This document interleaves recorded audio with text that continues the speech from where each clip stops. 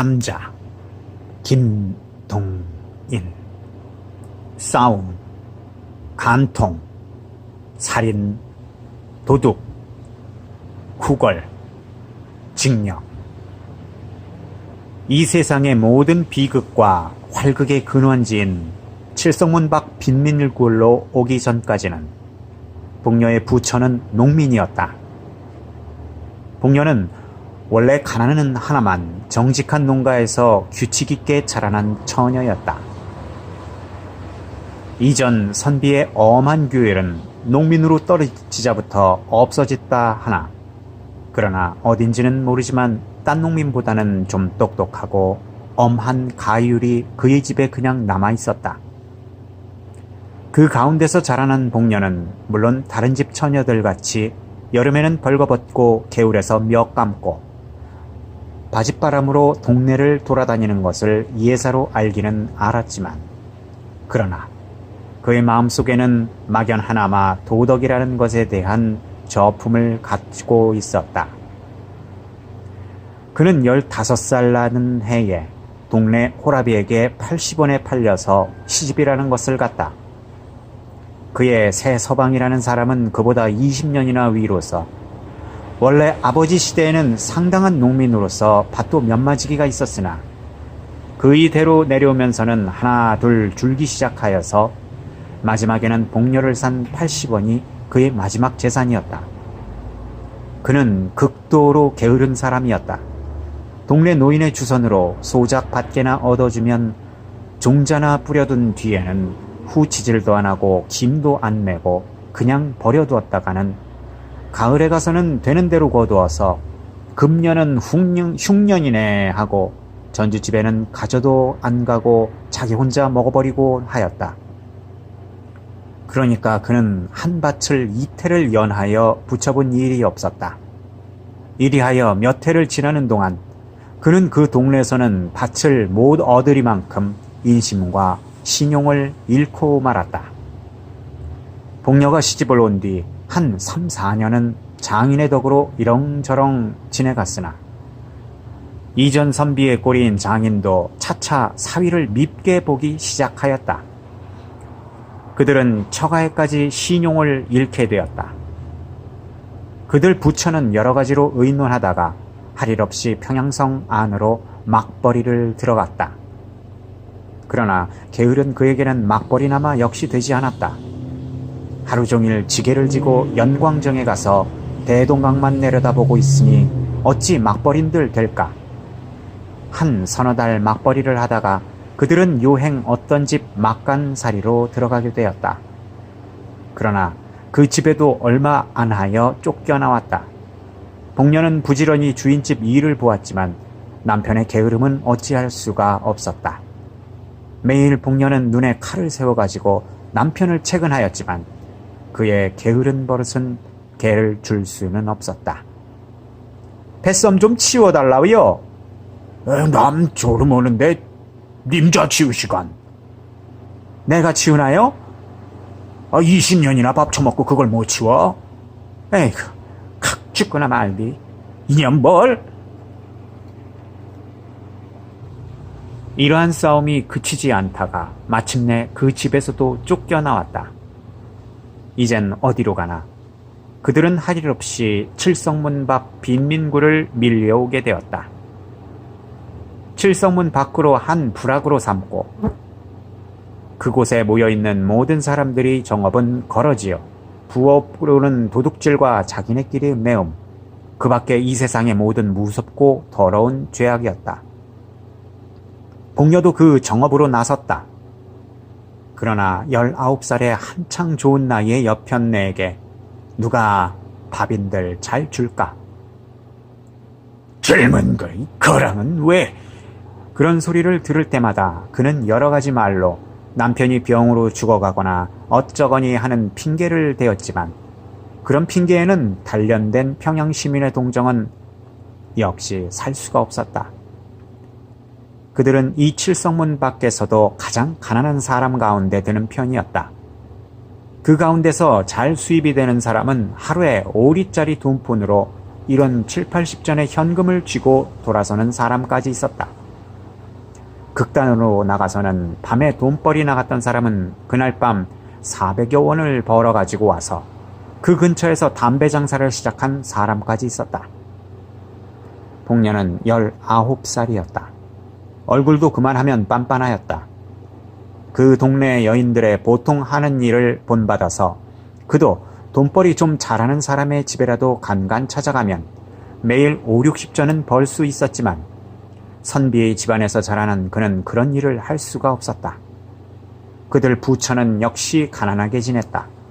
굶는 일도 흔히 있었다. 기자묘 솔밭에 송충이가 끓었다. 그때 평양부에서는 그 송충이를 잡는데 칠성문 밖 빈민굴의 여인들을 인부로 쓰게 되었다. 빈민굴 여인들은 모두 다 자원하였다. 그러나 뽑힌 것은 겨우 50명 품이었다. 복녀도 그 뽑힌 사람 가운데 한 사람이었다. 복녀는 열심으로 송충이를 잡았다. 소나무에 사다리를 놓고 올라가서는 송충이를 집게로 집어서 약물에 잡아 넣고 또 그렇게 하고 그의 통은 잠시 사이에 차고 하였다. 하루에 32전씩의 품삯이 그의 손에 들어왔다. 그러나 대여세 하는 동안에 그는 이상한 현상을 하나 발견하였다. 그것은 다른 것이 아니라 젊은 여인부 한 연함은 사람은 언제나 송충이는 안 잡고 아래서 짓거리며 웃고 날뛰기만 하고 있는 것이었다. 뿐만 아니라 그 놀고 있는 인부의 품삯은 일하는 사람의 삭전보다 8전이나 더 많이 내어주는 것이었다. 감독은 한 사람뿐이었는데 감독도 그들과 놀고 있는 것을 묵인할 뿐 아니라 때때로는 자기까지 섞여서 놀고 있었다. 어떤 날 송충이를 잡다가 점심때가 되어서 나무에서 내려와서 점심을 먹고 다시 올라가려 할 때에 감독이 그를 찾았다. 복내! 복내! 왜 그럽니까? 그는 약통과 집게를 놓고 뒤로 돌아섰다. 좀 나오너라! 그는 말없이 감독 앞에 갔다. 너, 뒤 좀 가보자. 뭘 하래요? 글쎄, 가디오, 형님! 그는 돌아서면서 인부들 모여있는 대로 고함을 쳤다. 형님도 값세다래! 싫다! 들어서 재미나게 가는데 내가 무슨 맛 같네? 복녀는 얼굴이 새빨갛게 되면서 감독에게로 돌아섰다. 가보자. 감독은 저편으로 갔다. 복녀는 머리를 수그리고 따라갔다. 복내 갔구만. 뒤에서는 이러한 조롱소리가 들렸다. 복녀의 숙인 얼굴은 더욱 발갛게 되었다. 그날부터 복녀도 일 안 하고 품삯 많이 받는 인부의 한 사람으로 되었다. 복녀의 도덕관 내지 인생관은 그때부터 변하였다. 그는 아직껏 딴 사내와 관계를 한다는 것을 생각하여도 본 일도 없었다. 그것은 사람의 일이 아니요 짐승의 하는 짓품으로 알고 있었다. 혹은 그런 일을 하면 탁 죽어지는지도 모를 일을 알았다. 그러나 이런 이상한 일이 어디 다시 있을까? 사람인 자기도 그런 일을 한 것을 보면 그것은 결코 사람으로 못할 일이 아니었다. 게다가 일 안 하고도 돈 더 받고 긴장된 육회가 있고 빌어먹는 것보다 점잖고 일본 말로 하자면 삼박자 같은 좋은 일은 이것뿐이었다. 이것이야말로 삶의 비결이 아닐까. 뿐만 아니라 이 일이 있은 뒤부터 그는 처음으로 한계 사람이 된 것 같은 자신까지 얻었다. 그 뒤로부터는 그의 얼굴에도 조금씩 분도 바르게 되었다. 1년이 지났다. 그의 처세의 비결은 더욱더 순탄히 진척되었다. 그의 부처는 이제는 그리 궁하게 지내지는 않게 되었다. 그의 남편은 이것이 결국 좋은 일이라는 듯 아랫목에 누워서 벨신벨신 웃고 있었다. 복녀의 얼굴은 더욱 이뻐졌다. 여보 아주바니, 오늘은 얼마나 벌었어? 복녀는 돈 좀 많이 벌은 듯한 거지를 보면 이렇게 찾는다. 오늘은 많이 뭐 벌었어다. 얼마? 도무지 열서냥. 많이 벌었어다 가래. 한 대냐 꺼지고 소래. 오늘은 내가 어쩌고 저쩌고 하면 복녀는 곧 뛰어가서 그의 팔에 늘어진다. 나한테 들킨다면은 꿔고야 말아요. 나 원이죠. 아주 많이 만나면 야단이드가. 자 꿔주디 그 대신 알아있디. 난 몰라요. 모르면 안 줄 테야. 글쎄 알았대도 그런다. 가을이 되었다. 칠성문 밖 빈민굴의 여인들은 가을이 되면 칠성문 밖에 있는 중국인의 치마밭에 감자며 배추를 도둑질하러 밤에는 바구니를 가지고 간다. 복녀도 감자깨나 잘 도둑질하여 왔다. 어떤 날 밤 그는 고구마를 한 바구니 잘 도둑질하여 가지고 이젠 돌아가려고 일어설 때에 그의 뒤에 시꺼먼 그림자가 서서 그를 꽉 붙들었다. 보니 그것은 그 밭의 주인인 중국인 왕서방이었다. 복녀는 말도 못하고 멀찐멀찐 발 아래만 내려다보고 있었다. 우리 집에 가. 왕서방은 이렇게 말하였다. 가지면 가디. 겉도 못 갈까? 복녀는 엉덩이를 한번 획 두른 뒤에 머리를 젖기고 바구니를 저으면서 왕서방을 따라갔다. 1시간쯤 뒤에 그는 왕서방의 집에서 나왔다. 그가 밭고랑에서 길로 들어서려 할 때에 문득 뒤에서 누가 그를 찾았다. 형님이 됐을까? 형님도 들어가 됐을까? 님자도 들어갔댔나? 형님은 네 집에 나? 늑서방네 집에. 님자는? 난 왕서방네. 형님 얼마 받았어? 늑서방네 그 깍쟁이놈. 배추 3팩이. 난 4만 받았다. 복녀는 자랑스러운 듯 대답하였다. 10분쯤 뒤에 그는 자기 남편과 그 앞에 든 3원을 내놓은 뒤에 아까 그 왕서방의 이야기를 하면서 웃고 있었다. 그 뒤로부터 왕서방은 무시로 복녀를 찾아왔다. 한참 왕서방이 눈만 멀찐멀찐 앉아있으면 복녀의 남편은 눈치를 채고 밖으로 나갔다. 왕서방이 돌아간 뒤에는 그들 부처는 1원 혹은 2원을 가운데 놓고 기뻐하고 있었다.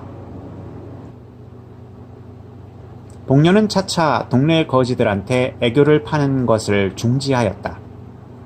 왕서방이 분주하여 못 올 때가 있으면 복녀는 스스로 왕서방의 집에까지 찾아가기도 하였다. 복녀의 부처는 이제 빈민굴의 한 부자였었다. 그 겨울도 가고 봄이 이르렀다.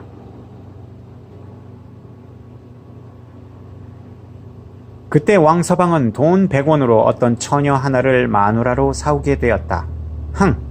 복녀는 다만 콧웃음만 쳤다. 복녀 강짜겠구만. 동네 여편네들이 이런 말을 하면 복녀는 흥하고 콧웃음으로 웃고 하였다. 내가 강짜를 해? 그는 늘 힘있게 부인하고 하였다. 그러나 그의 마음에 생기는 검은 그림자는 어찌할 수가 없었다. 이놈 왕서방 내두고 보자. 왕서방이 색시를 데려오는 날이 가까웠다. 왕서방은 아직껏 자랑하던 길다란 머리를 깎았다. 동시에 그것은 새 색시의 의견이라는 소문이 퍼졌다. 복녀는 역시 콧웃음만 쳤다. 마침내 색시가 오는 날이 이르렀다. 칠보 단장의 사인교를 탄 색시가 칠성문 밖 채마 밭 가운데 있는 왕서방의 집에 이르렀다. 밤이 깊도록 왕서방의 집에는 중국인들이 모여서 별한 악기를 뜯으며 별한 곡조로 노래하며 야단하였다. 복녀는 집 모퉁이에 숨어 서서 눈에 살기를 띠고 방 안의 동정을 듣고 있었다. 다른 중국인들은 새벽 2시쯤 하여 돌아가려는 것을 보면서 복녀는 왕서방의 집 안에 들어갔다. 복녀의 얼굴에는 분이 하얗게 발리워져 있었다. 신랑 신부는 놀라서 그를 쳐다보았다. 그것은 무서운 눈으로 흘겨보면서 그는 왕서방에게 가서 팔을 잡고 늘어졌다. 그 입에서는 이상한 웃음이 흘렀다. 우리 집으로 가요. 자! 왕서방은 아무 말도 못하였다. 눈만 정처 없이 두룩두룩 하였다. 복녀는 다시 한번 왕서방을 흔들었다. 자, 어서! 우리 오늘 밤 일이 있어 못 가. 일은 밤중에 무슨. 그래도 우리 일이. 복녀의 입에 아직까지 떠돌던 이상한 웃음은 문득 없어졌다. 이까짓까? 그는 발을 들어서 치장한 신부의 머리를 쳤다. 자, 가자오, 가자오! 왕서방은 와들와들 떨었다. 왕서방은 복녀의 손을 뿌리쳤다. 복녀가 쓰러졌다. 그러나 곧 다시 일어났다. 그가 다시 일어설 때는 그의 손에 얼른 하는 낫이 한 자루 들려 있었다. 이놈 죽여라! 이놈 나 때렸다! 이놈아! 이게 사람 죽는구나! 그는 목을 놓고 쳐 울면서 낫을 휘둘렀다. 칠성문 밖 외따른 밭 가운데 홀로 서 있는 왕서방의 집에서는 일장의 활극이 일어났다. 그러나 그 활극도 곧 잠잠하게 되었다.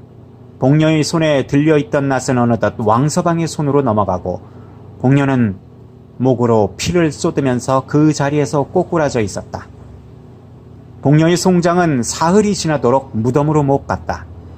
왕서방은 몇 번을 복녀 남편을 찾아갔다. 복녀의 남편도 때때로 왕서방을 찾아갔다. 둘 사이에는 무슨 교섭하는 일이 있었다. 사흘이 지났다. 밤중 복녀의 시체는 왕서방의 집에서 남편의 집으로 옮겨졌다.